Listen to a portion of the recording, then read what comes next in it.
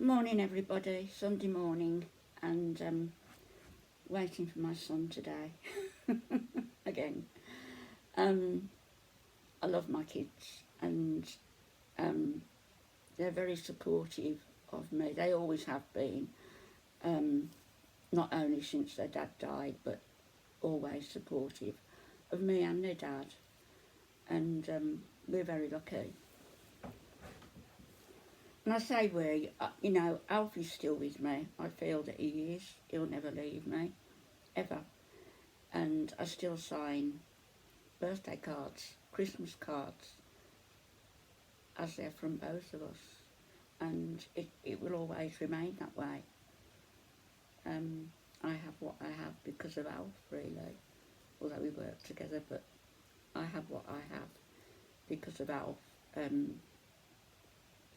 I haven't yet delved in and started telling about my life, but I do believe that if I'd not met Alf when I did, that I wouldn't be here to tell a tale now. I just wouldn't.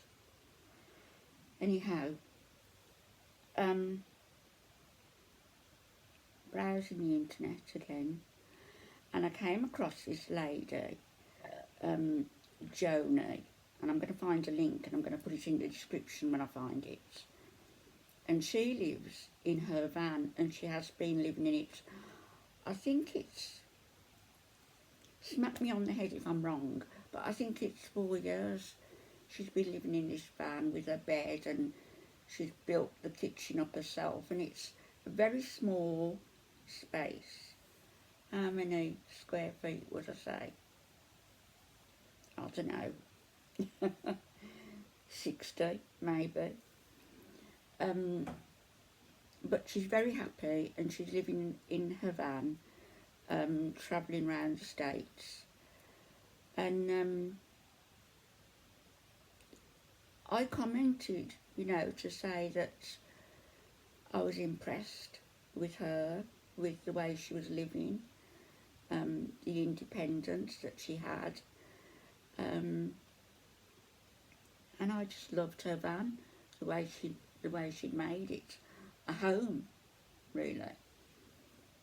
And here's me wondering how I'm going to cope downsizing from 1,600 square feet to 800 or 700 or 600 even. And of course I can, because even at 600 it's going to be 10 times the size of that van. And then of course I came across another channel then that just struck me as being in total contrast. Not the sort of channel I'd normally visit, because I'm not impressed by everything. My mother would always say, what was it? Kippers and curtains. In other words, people who haven't got very much, they pull the curtains across and they live on kippers.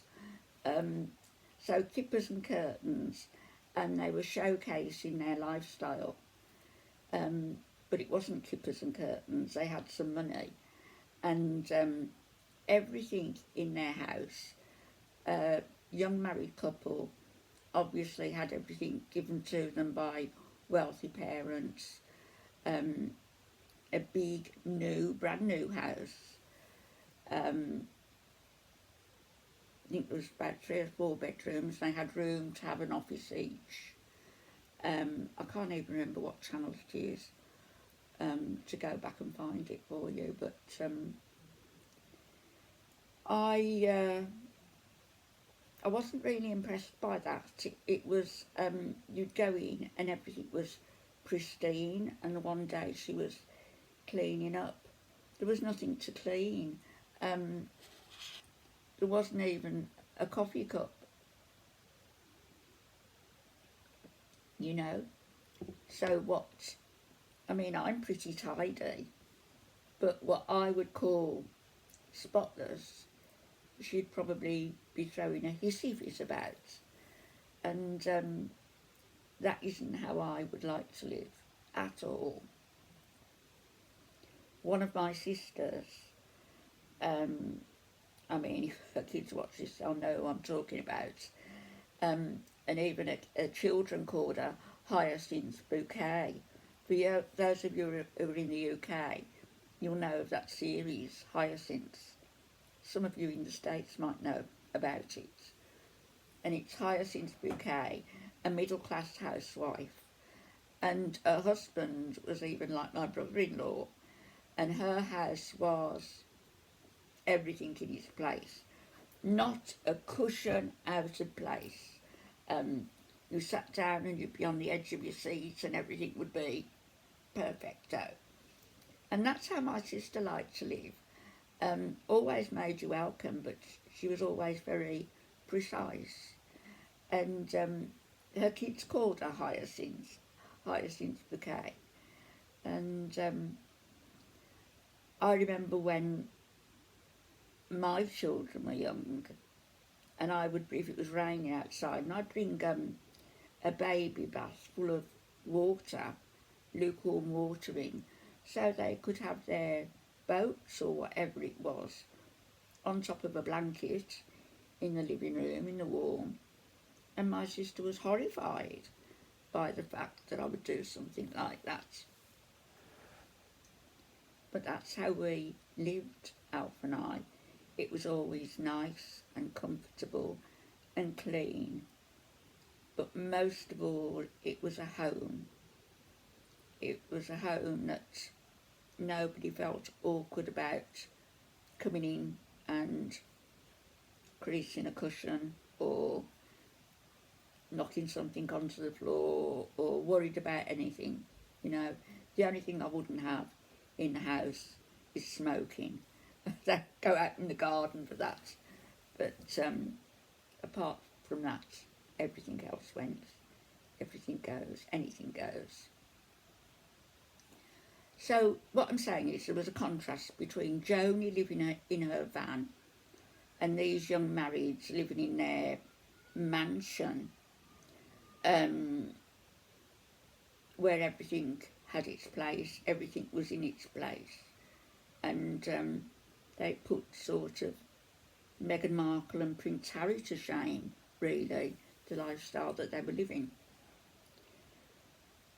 So for me, there has to be not even a happy medium, because I'd be coming more towards Joanie's level when I move, if I move, which I'm still inclined to do.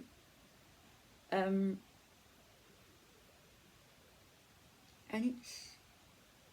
it's a dilemma. There is a property that's on the market,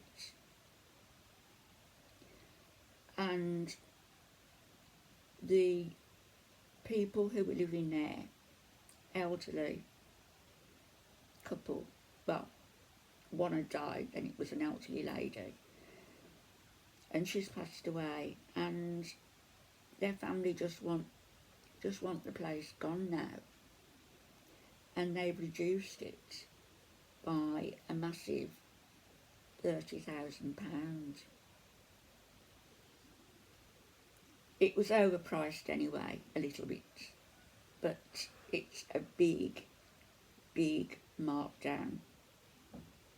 And I'd probably say, you know, I'd be getting it probably 15,000 cheaper than it would normally go for on the market if they were prepared to wait. So, of course I haven't sold this yet, but my son said if you put a firm offer in and you were selling with their estate agents, the same estate agents, real estate agents, then they would hold it for you. So that's something that I would need to make a decision on in the next week, probably. I just can't afford to make a mistake. I can't afford to jump into something be unhappy there. We did that once when we bought a bungalow that proved to be an absolute money pit, and we lost a lot of money when we sold it. It was a nightmare. I want to move into somewhere where it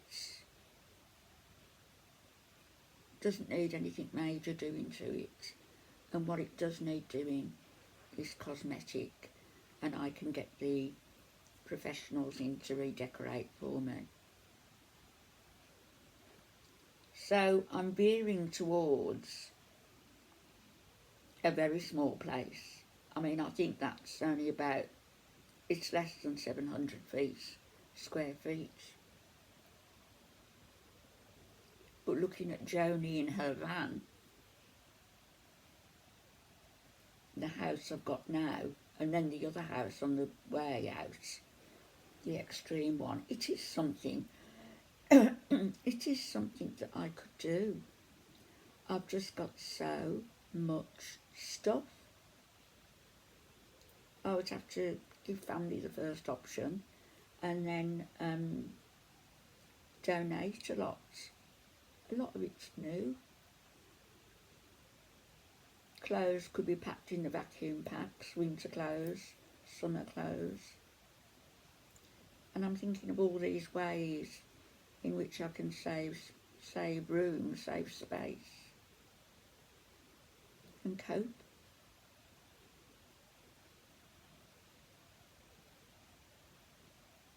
It would be so much easier, going back to the beginning, with Alfie and I started out, if we had the money that we've got now, then it would be so much easier going back to the beginning and just looking for a house for us and our prospective family. But of course that's neither here nor there, can't happen. Anyway, I will be back. I just thought I'd share my dilemma with you, and I'll be back later. Have a great day, everybody. Bye-bye.